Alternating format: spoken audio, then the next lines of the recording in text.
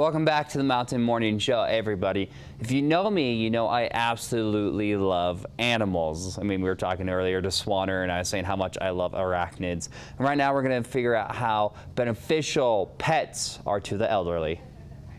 This is Christine Napier from Park Street Television. Scientists have found that older adults can benefit from owning or interacting with a dog, cat, or even other animals like miniature horses. If you can't own a pet, no problem. Just interacting with an animal can have many beneficial effects. Here to talk about the extraordinary benefits of what's called animal-assisted interventions are Nancy Gee, PhD from the Waltham Center for Pet Nutrition, and Megan Mueller, PhD from Cummings School of Veterinary Medicine at Tufts University and Pet Partners registered therapy dog, Jet. Welcome to Park City Television. Thanks for joining us. Thank you for having us. Yes, thank you. So, Nancy, what exactly is the study of human-animal interaction, and what have we learned about the bond between people and their pets? Yeah, a really great question. So human-animal interaction is the scientific study of this bond that people have with animals. And the American Veterinary Medical Association defined it best, where they said that this bond is a mutually beneficial and dynamic relationship that people have with animals. And the science is bearing that out. It's basically showing that we benefit from interacting with them and they benefit from interacting with us. It's also dynamic in that the way we interact tends to change across our lifespan and across their lifespan. And the science is accumulating, showing in many ways that animals are beneficial to humans. So is this just for pet owners, or what about the benefit of therapy animals? Pet ownership is wonderful for many people, but it's not practical for everyone, particularly for older adults. And connecting with a therapy animal can be a wonderful way of getting that positive animal contact, even if you can't have a pet. And in fact, the research is showing that animal-assisted interventions have been linked to numerous positive social outcomes. So tell us more about Jet, or Boo. I'm not sure what his name is. This is Jet. Jet is a registered Pet Partners therapy dog, and so that means he's been screened to be healthy and able to interact positively with lots of different types of people. And therapy animals visit in many different kinds of facilities, such as hospitals, schools, and elder care facilities. How do older people in particular benefit so greatly from interacting with animals? Does the research show just mental social improvements, or are there physical improvements as well?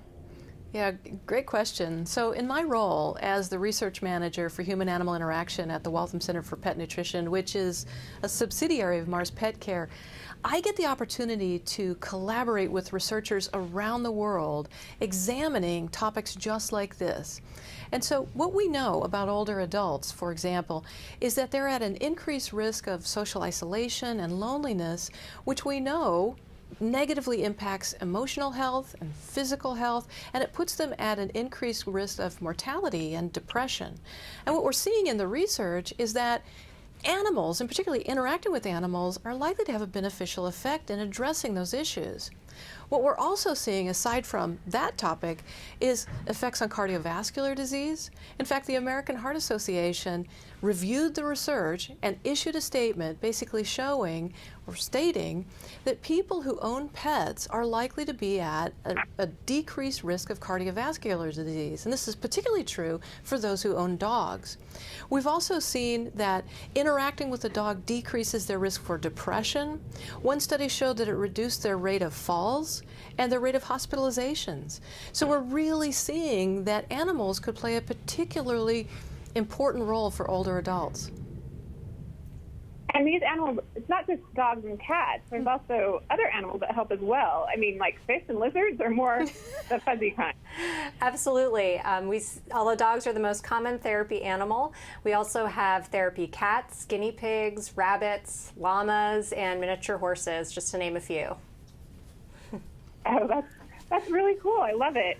So, but the relationship is a two-way street. What are the responsibilities that come with being a pet owner? Quite a bit. And is that sometimes hard for seniors to handle? Right, so we recommend that when people are considering having a pet in their family, to really think about what would be the best fit for their family, given their time, etc. And for people for whom having a pet is not feasible, connecting with a therapy animal can be a great way of getting that contact with an animal. where can we get more information about all of this that we talked about today? Please take a look at our website. There are a number of great resources there. It's waltham.com.